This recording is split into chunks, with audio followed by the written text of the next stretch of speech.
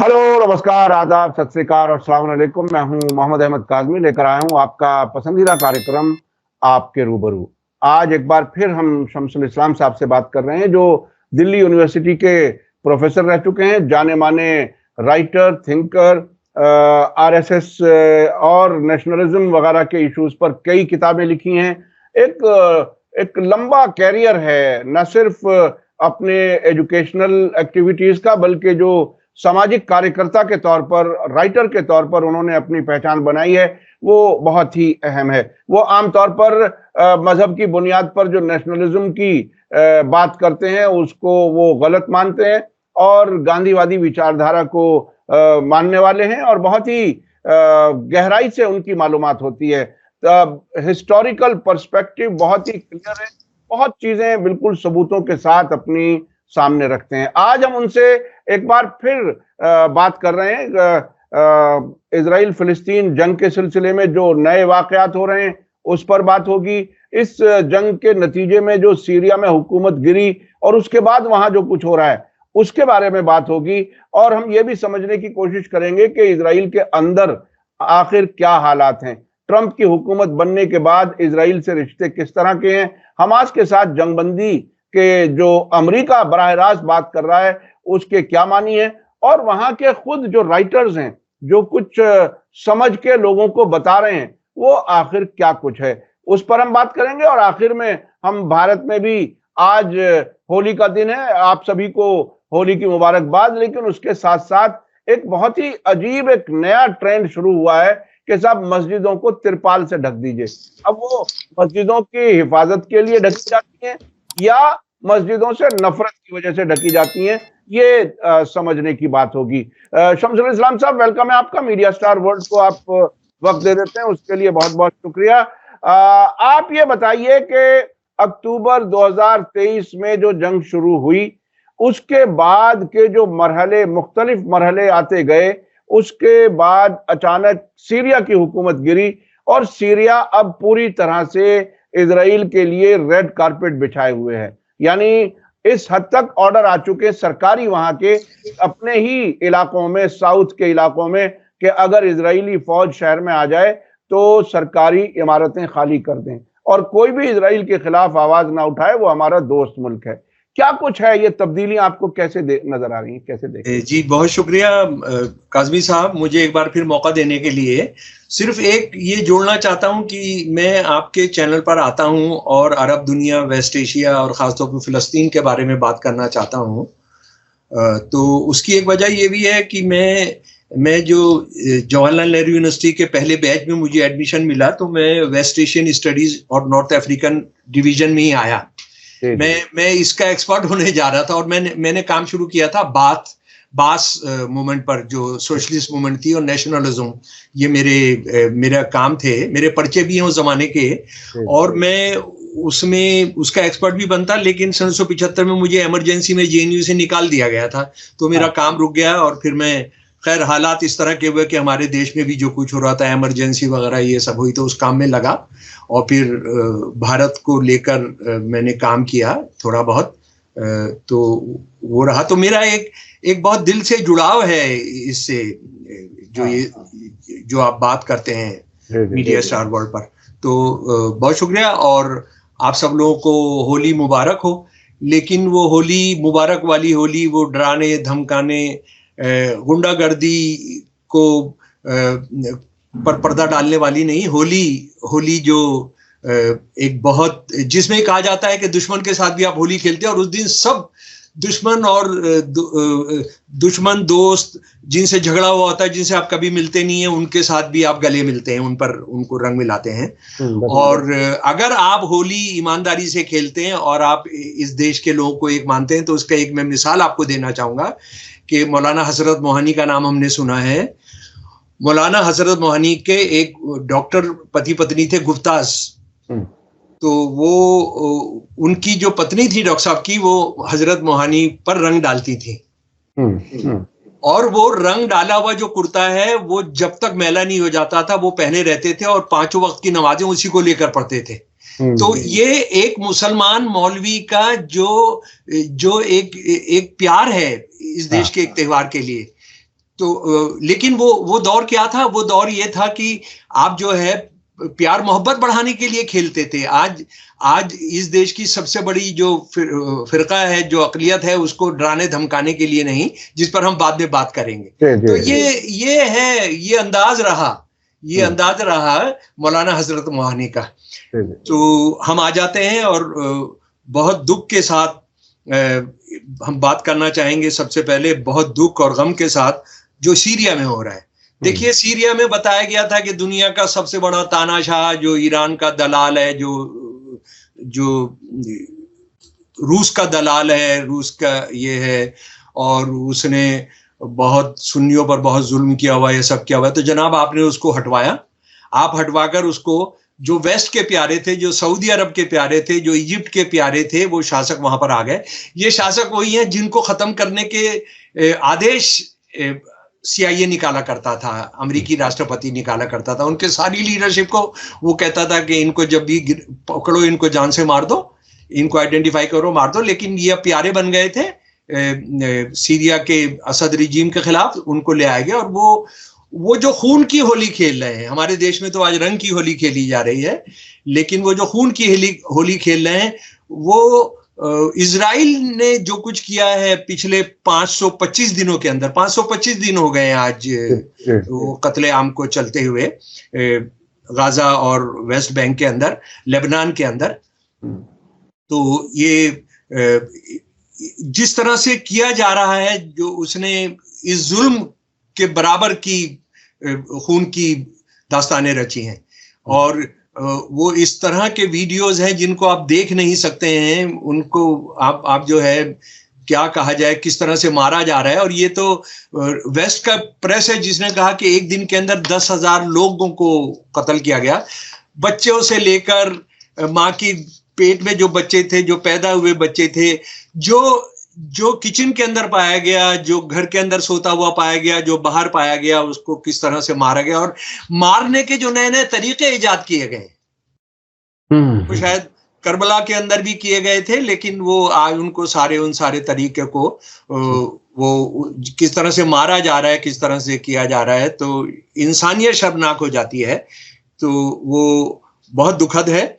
और कैसे रिएक्ट करे, कैसे आदमी सामान्य तौर पर बिना मेंटल बैलेंस खोए कैसे उसको जाने, कैसे उसको देख सुनकर कैसे दिन बिताए, ये बड़ा मुश्किल काम है। लेकिन एक बात ये भी सच है कि गाजा के अंदर और इजराइल का जो कत्लेआम है, जिसको सारी दुनिया इंटरनेशनल कोर्ट ऑफ जस्टिस भी कह रहा है कि वो जेनोसाइड है, वहां पे बड़ी तेजी से और बड़ी चौंकाने वाली बातें हो रही हैं।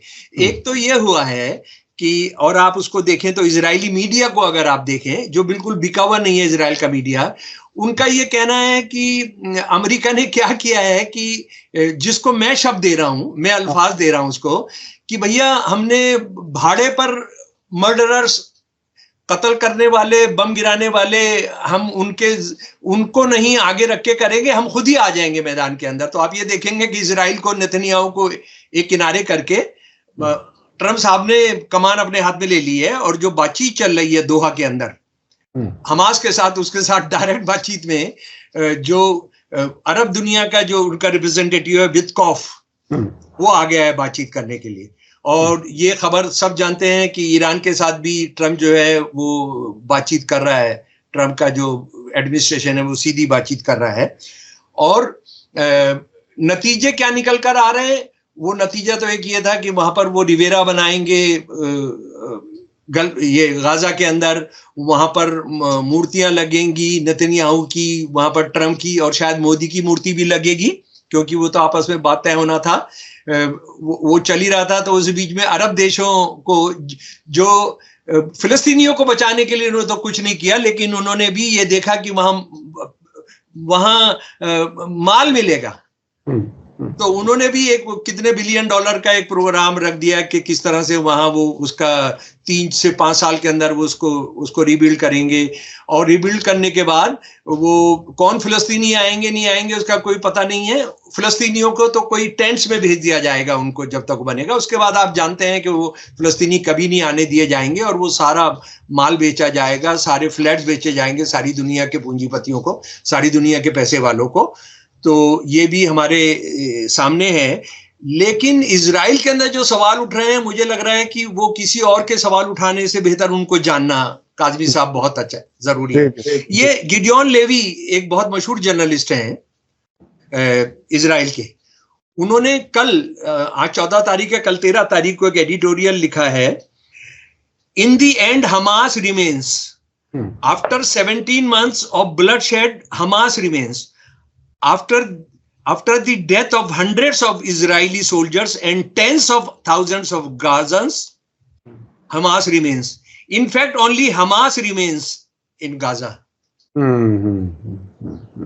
मैं इसका, आप चाहे तो हिंदुस्तानी में इसका तर्जुमा कर दूं? जी जी बिल्कुल, हाँ कर दीजिए आपका। आज हम आखिर में जाकर देखते हैं कि सिर्फ हमास बचा है। 17 महीने के कत्लेआम, 17 महीने के खून बहाने के जो समय है 17 महीने का, उसमें हमास ही बचा है। हजारों लोगों की, हजारों इजरायली सोल्जर्स की मौत के, सैकड़ों इजरायली सोल्जर्स की मौत के बाद, और दसियों हजार फिलिस्तीनियों के मौत के बाद, उनके कत्ल के बाद, और ये मैं बता दूं कि 46,000 लोग फिलिस्तीनी मारे जा चुके, जिसमें 40% औरतें और बच्चे हैं। उसके बाद सिर्फ हमास बचा है गाजा में। In fact only Hamas remains in Gaza. सच ये है कि हमास, गाजा के अंदर सिर्फ हमास है।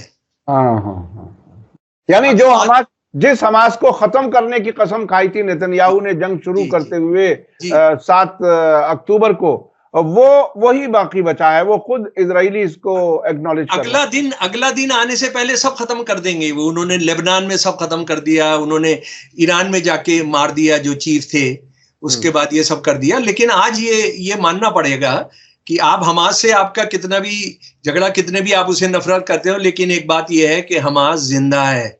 हमास जिंदा है, और हमास अगर की हैसियत नहीं होती तो ट्रंप भी उससे बातचीत नहीं करेगा। ट्रंप उससे बातचीत नहीं करता। उसके बाद दूसरा है, जी लेवी ने एक और बात कहा, जो ये उससे 3-4 दिन पहले लिखा, ये जर्नलिस्ट ने, जो इजरायली जर्नलिस्ट है, यहूदी हैं ये, उन्होंने लिखा कि 2 इंतफादा तो हो चुके भाई साहब। पहला इंतफाजा हुआ 1987 से 1993 तक, दूसरा इंतफाजा हुआ 2000 से 2005 तक। लेवी कहते हैं कि तीसरा इंतफाजा जो है उसको भड़काने का काम सिर्फ नेतन्याहू और इजराइल कर रहे हैं। लेवी कह रहे हैं कि तीसरा इंतफाजा होगा ही होगा, और उसकी सारी जिम्मेदारी, उसके लिए जो लफ्ज उन्होंने इस्तेमाल किया, that Israel is instigating that, Israel उसको भड़का रहा है। इंतफाजा को थोड़ा सा बता दीजिए, जो नई नस्लें हैं, जो नई उम्र के बच्चे हैं, शायद उनको समझ में आए। इंतफाजा खुद अपने आप में उसकी रूह, स्पिरिट क्या है, क्या होता है? इंतफाजा का मतलब होता है हिलना, चीजों को शेक करना, और इसका मतलब होता है इनकलाब लाना, बदलाव लाना। यानी जब उनको जानवरों से भी बदतर हैसियत कर दी गई, सारी दुनिया ने उनको बुला दिया। यूनाइटेड नेशंस रोज प्रस्ताव पास करेगी, लेकिन उनकी मदद के लिए नहीं आएगी। 500 से ज्यादा प्रस्ताव है इजराइल के खिलाफ कंडेम करते हुए, उसने जो तमाम किया। अभी 13 तारीख को फिर एक प्रस्ताव आ गया है, वो उसकी अभी हम चर्चा करेंगे। वो वहां जो तमाम बच्चा जनने की जो तमाम चीजें, अस्पताल हैं, उसको जैसे खत्म किया गया है, उसको फिर एक जनसनार, जेनोसाइड का एक और मिसाल दिया गया है, उसको हम उस पर बात करेंगे। तो ये उसके खिलाफ लड़े, उसके खिलाफ लड़े, पत्थरों को लेकर लड़े, नारों को लेकर लड़े, नज्म को लेकर लड़े, पोएट्री को लेकर लड़े, ड्रामा को लेकर लड़े, पेंटिंग्स को लेकर लड़े। सिर्फ इस तरह से लड़े सारी दुनिया ने। और वो जमाना पत्थर से लड़ने का था, गुलेल से लड़ने का था, और खाली हाथ टैंक के सामने आ जाने का था बच्चों के। हमने वो तस्वीरें देखी हैं। और अब तो उनके पास बहुत एडवांस हथियार आ चुके हैं। इसी वजह से ये खासतौर पे ये जो हमास रिमेन्स की बात उन्हें एक्नॉलेज करनी पड़ रही है। उनके पास अब काफी एडवांस हथियार आ चुके हैं। अच्छा, मैं लेकिन काज़मी साहब एक बात और भी है। हाँ, फिलिस्तीन का जो रेजिस्टेंस है वो हथियारों के बिना भी चलता, मैं आपको ये बताना चाहता हूँ। देखिए, एक बात ये बताइए कि क्या नहीं हुआ है फिलिस्तीन के लोगों के साथ अभी ये 525 दिनों के अंदर? कोई आपने सफेद झंडा देखा? नहीं, कहीं नहीं, कहीं नहीं। कोई आपने सरेंडर करते हुए देखा? कहीं नहीं। कोई इजरायली सेना के साथ, हथियारी सेना के साथ, बलात्कारी सेना के साथ ये कहा कि हमको माफ कर दो, हमको रहने दो? कहीं नहीं हुआ, कहीं नहीं।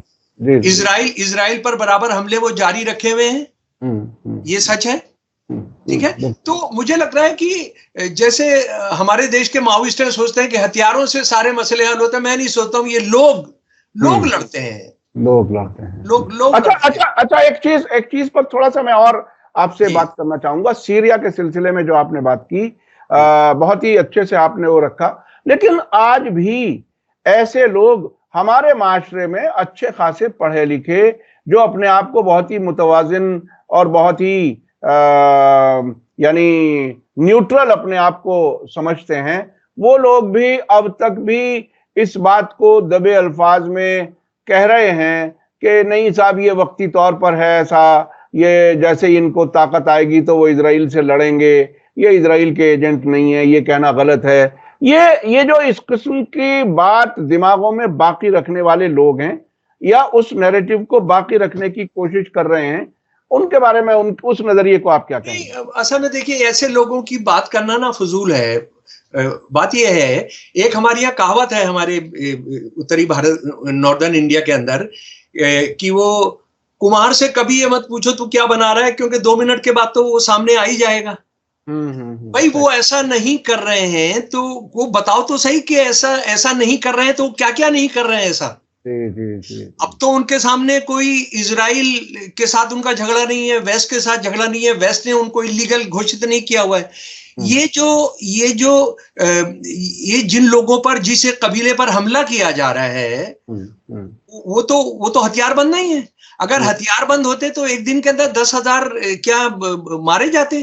तो आप असल में ये जो है, ये एक बहुत मशहूर ब्लैक फिलोसोफर हैं, वो अब नहीं है दुनिया में। उनका ये कहना है कि आप जो है संकट के, क्राइसिस के टाइम में जब जुल्म हो रहा होता है, आप कहाँ खड़े हो? ठीक है, आप जालिम के साथ नहीं हो, लेकिन क्या मजलूम के साथ हो? मजलूम के साथ नहीं हो और कह रहे हो मैं न्यूट्रल हूं, तो आप जालिम के साथ ही हो। यकीनी तौर पर, यानी आप न्यूट्रल जो है, न्यूट्रल कोई चीज नहीं होता है। न्यूट्रल जो होता है वो जालिम को ही मदद करता है। बिल्कुल बिल्कुल बिल्कुल। जुल्म पर खामोश रहना खुद अपने आप में जालिम के साथ। ये लॉजिक तो इजराइल के लिए भी दी जाती थी जब 48 के अंदर, जब उसके बाद उनको बनाने की प्रक्रिया शुरू, अरे भाई इनको एक बार एस्टेब्लिश होने दो, इनका सेकुलराइजेशन हो जाएगा। हमारे आरएसएस के बारे में कहा जाता था कि अगर ये पावर में आ जाएंगे तो इनका सेकुलराइजेशन हो जाएगा। हुआ क्या? कहाँ हुआ? तो कहाँ तक हालत? उनकी बात छोड़ दीजिए। अच्छा, उसके बाद में एक और चीज जो बहुत अहम है आज का, कि एक रिपोर्ट आई है, यूनाइटेड नेशंस ने 2022 के अंदर एक इंक्वायरी कमेटी बिठाई थी, the UN commission of inquiry on the occupied Palestine territory. इसकी 13 तारीख को रिपोर्ट आ गई है, और इसकी जो सेक्रेटरी थी नवी पिल्ले, ये हिंदू हैं, तमिल हिंदू हैं, साउथ अफ्रीका की रहने वाली हैं। ये इंटरनेशनल कोर्ट ऑफ जस्टिस में जज भी रह चुकी हैं। ये साउथ अफ्रीका में वहां की जो सबसे ऊंची कोर्ट है उसकी जज भी रह चुकी हैं, और 83 साल की। आप बताइए, इनका जरा अंदाजा कीजिए। उन्होंने इनको काम सौंपा था यूनाइटेड नेशंस ने कि आप जो बच्चे जनने के जो सेंटर्स हैं, वो एक तो सैकड़ों अस्पताल खत्म कर दिए, लेकिन इजराइल ने बिल्कुल बम गिराए हैं, बहुत भारी भारी बम, उन जगहों के जहां बच्चे जनते थे, जो डिलीवरी सेंटर्स थे, जो आईएफई, जो प्रजनन सेंटर्स थे, उसको हम कहते हैं आईवीएफ कहते हैं। मुझे लगता है कि इसको हम लोग समझते होंगे।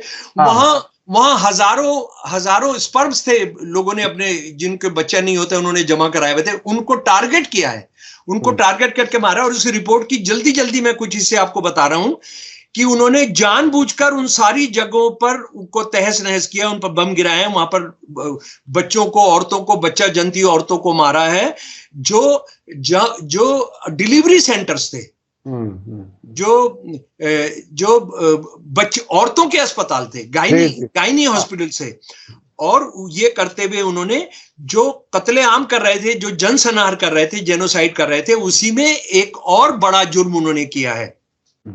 उन्होंने जानबूझकर फलस्तीनी इलाके के अंदर उन सब अस्पतालों को गिराया है, उन सारे प्रसव सेंटर्स को खत्म किया है जहां पर बच्चे जने जा रहे थे, और रेप किए हैं। यानी ये रिपोर्ट पहली बार मान रही है कि महिलाओं के साथ रेप किया है बड़े पैमाने पर, और ये कहा गया है कि इंटरनेशनल कोर्ट ऑफ जस्टिस ने इसका संज्ञान लेना चाहिए। जी, तो ये जो रिपोर्ट है, ये रिपोर्ट अब साफ कह रही है कि अब जो जेनोसाइड के दूसरे सबूत थे, अब तो एक स्पेसिफिक सबूत आ गया, और यूनाइटेड नेशंस के चार्टर के तहत कि आप औरतों को लेकर भी जेनोसाइड का जो काम करते हैं तो वो बहुत बड़ा जुर्म माना जाता है। तो ये रिपोर्ट 13 मार्च 2025 को रिलीज की गई है। जी, वो ऐसे act was a measure intended to prevent births among Palestinians in Gaza, which is a genocidal act.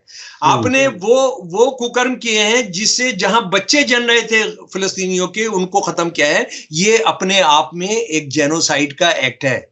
अच्छा, और ये जेनोसाइड अगली नस्लें पैदा ही ना होने दो, अगली नस्लें पैदा ही ना, हमारे सामने आकर के लड़ने के लिए खड़े हों, हमारे कब्जे के खिलाफ खड़े हों, उन्हें पैदा ही मत होने दो, पैदा ही मत होने दो। यानी इसी को जेनोसाइड कहते हैं। इजराइल ने यही किया था। और ये इसके बाद ये है कि आप पर कौन बचाएगा अब नेतन्याहू को? अमेरिका कितने दिन बचाएगा, क्या होगा? और अब नेतन्याहू पर नहीं है, जो आईडीएफ इजरायली डिफेंस फोर्सेस का आदमी है वो इसके अंदर फंसेगा। और अभी एक अच्छी खबर ये आई है कि फिलीपीन का एक प्रेसिडेंट था, रोड्रिगो डुत्रे, उसने हजारों लोगों को मरवाया था जब वो प्रेसिडेंट था। वो एक पागल हो गया था कि हर आदमी ड्रग बेच रहा है वहां पर, हालांकि वो खुद ड्रग का सप्लायर था। उसने उसको नाम पर हजारों लोग, बच्चों को, नौजवानों को खुलेआम मरवा देता था वो। मतलब एक बस्ती के अंदर रोज 1,000 नौजवान मरे हुए पाए जाते थे। तो उस पर भी आईसीसी का डिक्लेयर किया था। तो उसको पकड़ के, मनीला में पकड़ के उसको आईसीसीआई के हवाले कर दिया गया है। तो नेतन्याहू भी एक दिन जाएंगे। अच्छा, एक दिलचस्प मोड़ और आया था। अमेरिका में एक ह्यूमन राइट्स ग्रुप है, उसने ये मांग की है इंटरनेशनल कोर्ट ऑफ जस्टिस से कि जिस तरह से आपने नेतन्याहू के और योआव गैलेंट के खिलाफ कार्रवाई की है, उसी तरह से आप जो बाइडेन और एंटनी ब्लिंकन के खिलाफ भी करो। हमारा डिफेंस मिनिस्टर भी आएगा उसमें। हमारा डिफेंस मिनिस्टर भी आएगा, क्योंकि उसी की मिनिस्ट्री ने हथियार भेजे हैं वहां। हमारे राजनाथ सिंह जी आएंगे, प्राइम मिनिस्टर भी आएंगे। यानी जिस दिन एक दिन सारे खुलासे होंगे जिन लोगों ने उनको हथियार दिए हैं। ये सऊदी अरब का बादशाह भी आएगा, इजिप्ट के राजा भी आएंगे, ये सब आएंगे, ये सब आएंगे इसमें। आप ये तो असल में जब आप आईडीएफ के हर आदमी को जिम्मेदार ठहरा रहे हैं तो उनके, भाई आईडीएफ वाला क्या है? उसको तो आप जो तोप देंगे, जो हथियार देंगे, जो बम देंगे, वो कहां से आया? बिल्कुल बिल्कुल। जहां हमारे यहां से हथियार जाते हुए स्पेन ने रोके, हमें याद है स्पेन। अरे भाई साहब, हमारे बंदे पार्लियामेंट में कह रहे हैं, इजरायली एम्बेसडर कह रहा है कि हमने यहाँ पर पूरा का पूरा डिफेंस इंडस्ट्री जो इंडिया की वो हमने लगाई है, और यहाँ से हम सीधा हथियार लेकर जा रहे हैं। वो स्पेन की बात तो छोड़िए, वो तो गंगा में बहुत पानी बह चुका अब। बिल्कुल जी। तो ये इसको हम अच्छा, एक और बड़ी मजेदार बात हो रही है। यानी ये इजराइल कहां फंसा दे रहा है, और ये हमारे अमेरिका के जो प्रगतिशील लोग हैं और जो ज़ायनिस्ट विरोधी हैं, उनका ये कहना, उन्होंने मस्क का एक बयान आगे किया। मस्क ये कह रहा है कि हिटलर को जो बदनाम करते हैं कि उसने लाखों यहूदियों का कत्लेआम किया था, वो झूठ है। वो हिटलर ने किया ही नहीं था। तो अब देख लो, अब नेतन्याहू दोस्त बनाओ तुम ट्रम्प को। ये अच्छा, ये बहुत इंटरेस्टिंग है। देखिए, मुझे याद आ गया ईरान के प्रेसिडेंट अहमदीनेजाद का वो बयान जो यूनाइटेड नेशन में उन्होंने दिया कि भाई हम तो अल्लाह के वजूद पर भी रिसर्च करने के कायल हैं, कोई प्रॉब्लम नहीं है, तो हॉलोकॉस्ट पे क्यों नहीं रिसर्च हो जाती, उस पे क्यों रोकते हो? और अब तो 9/11 पर भी पाबंदी है, उस पर भी कोई रिसर्च नहीं हो सकती, और अब शायद 7 अक्टूबर पर भी पाबंदी लग जाएगी। वहां की सरकार अब तक भी भाग रही है वहां से वो करने की। तो ये एलन मस्क का ये नया रुख बड़ा दिलचस्प है। हाँ नहीं, लेकिन भाई साहब मैं आपको एक बात बताना चाहता हूँ, बहस होती रहे, हाँ। लेकिन कोई ये डिनाई करे कि होलोकॉस्ट नहीं हुआ। हाँ। मुझे लगता है, मैं क्योंकि फाशिज्म का और उसका रिसर्चर भी हूं, वो तो ऐसे ऐसे दस्तावेज हैं मेरे अपने, मतलब मैं यूरोप और कभी कभी ऐसा लगता है कि उन्होंने कुछ एक्सेसिव मार्केटिंग की है इस वाकये की। उन पर जुल्म हुआ है ये यकीनी तौर पर, लेकिन उन्होंने जिस तरह से म्यूजियम दुनिया भर में बनाए हैं और उसको लोगों को जोड़ने का काम नहीं, असल में इजराइल बनाने में उसका उन्होंने इस्तेमाल किया। तो मुझे लगता है कि वो टैक्टिक के तौर पे बुरा नहीं था, लेकिन वो जो कर रहे हैं भाई, वो तो इतिहास तुम्हारे साथ यूरोप ने किया था। बिल्कुल, बिल्कुल। और तुमने आके एक ऐसे लोगों का जिनका कोई लेना देना नहीं था, जिनको कभी ख्वाबो ख्याल में उनकी कोई रूह, उनका कोई जिन भी वहां पर नहीं हो सकता था, उनके साथ तुम बदला ले रहे हो। तो ये तो उनकी जलालत सामने आ जाएगी। लेकिन अगर हम ये कहें वो तो हुआ ही नहीं था, तुम ऐसे ही कर रहे हो, ये मुझे लग रहा है कि हम फलस्तीन के फेवर की लड़ाई भी हम उसको कटघरे में खड़ा कर देंगे। तुम्हारे साथ यूरोप ने ये किया है, तुमने उनसे बदला लिया क्या? नहीं, तुमने वहां की अपनी नागरिकता रखी और यहां पर आकर इनको बेदखल कर दिया। जी। और उसके जो सबूत हैं और ये सब, और असल में जो येल यूनिवर्सिटी ने जो किताबें उस जमाने के डॉक्यूमेंट्स को लेके पेश किए हैं, Hitler's professor, Hitler's pope, Hitler's teachers, Hitler's poetry, वो बहुत वो है। चलिए, तो ये जो है, मुझे लग रहा है कि बहस होने की कोई बात नहीं है, कुछ दिक्कत अच्छा नहीं। हमें मेरे ख्याल से वक्त कम रह गया, हमें आना चाहिए भारत के अंदर जो कुछ हो रहा है। जो हम होली के दिन ये बात कर रहे हैं, तो होली के साथ साथ क्या क्या चीजें, क्या क्या तकलीफें। होली जो है, हमने शुरू में बात की थी, बहुत प्यार का त्योहार है।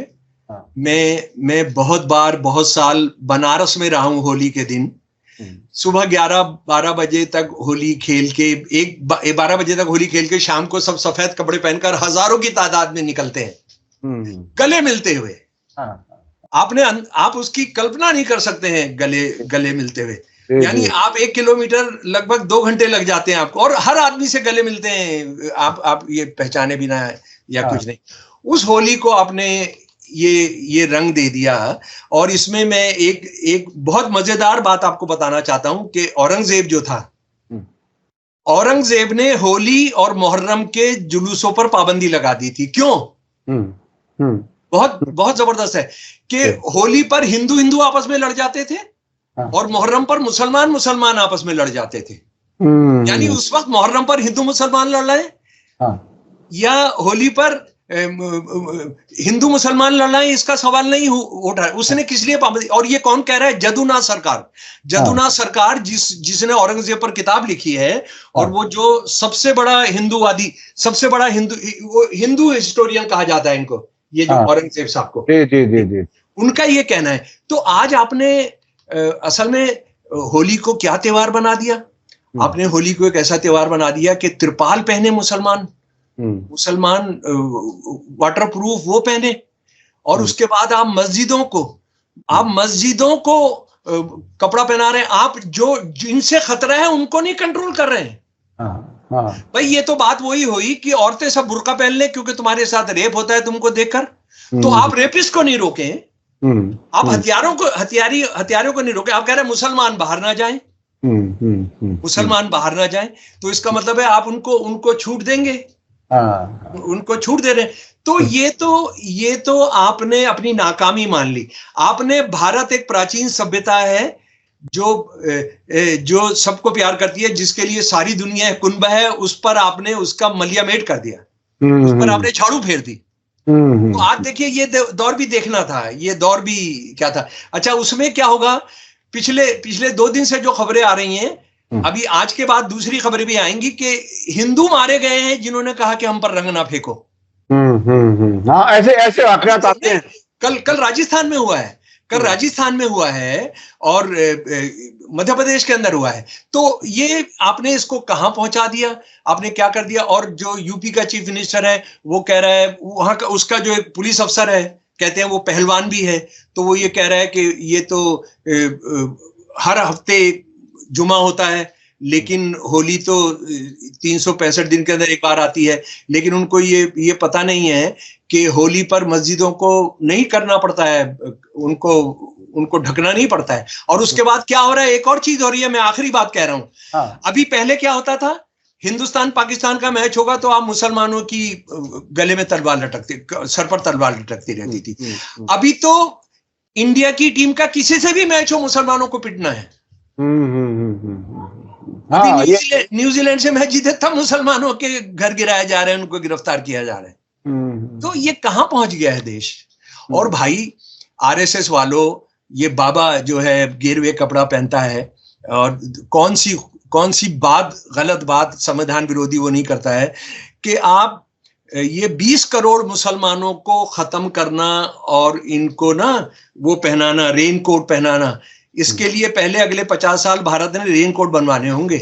बिल्कुल। हाँ, इनको खत्म करना तो बहुत दूर की बात है, अभी तो इनको रेन कोट पहनाने के लिए नफरत का कोई नतीजा, मतलब कोई अच्छा नहीं आ सकता कतई इसको। और अगर आप अच्छे तरीके से खेलेंगे, प्यार से खेलेंगे, तो मौलाना हजरत मोहानी का मिसाल आप सामने रखिएगा। बिल्कुल यकीनी। मुसलमान कहते रहते थे कि आप उसको ये कपड़े इस तरह के जिसमें रंग पड़ा हुआ है आगे, तो उन्होंने कहा रंग तो नहीं बोल रहा कि ये गुनाह है, रंग तो सब खूबसूरत होते हैं, लेकिन ये तब होगा जब आप प्यार से खेलोगे, बिल्कुल गुंडागर्दी नहीं करोगे। ये सब भारत की दुनिया भर में पहचान हमेशा यही रही है कि इतने मजहब के लोग, इतने जबानों के लोग सब एक साथ रहते हैं बड़े अमन के साथ, और वो पहचान जो है वो खत्म की जा रही है। ये बहुत ही अफसोसनाक है। हमें उम्मीद है कि लोगों के समझ में आएगा कि आखिर ये खेल हो क्या रहा है। और क्या बहुत ही अजीब बात है, आखिर में मैं कह रहा हूं कि प्रोपेगेंडे का इतना असर हो जाए कि आपको भूख लगती हुई हो, आप अपने पेट की भूख को याद ना रखें और उसको याद ना रखें कि जो आपकी भूख की वजह बना है, और आप उसके नफरत वाले नारों को याद रखें और अपने पड़ोस में आसपास लोगों से नफरत करें। ये बहुत ही बुरा रुझान है, बहुत ही गलत रुझान है। जी, आप कुछ कहना चाहते हैं? यूपी के बरक्स बिहार पुलिस ने बहुत जबरदस्त काम किया है। उन्होंने होली खेलने वालों से कहा है आपको क्या क्या नहीं करना है।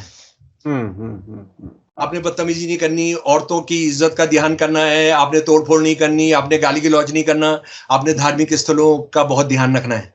यूपी उसका उल्टा कर रहा है। यूपी कह रहा है मुसलमानों ने प्रिकॉशंस लेना है। अब मुसलमान अपने घर पे रहें, मस्जिदों पर तिरपाल डालें और अपने घर में रहें, बाहर ना निकलें। घर में रह के आप घुस के मारेंगे कि तुम बाहर क्यों नहीं आए लड़ने।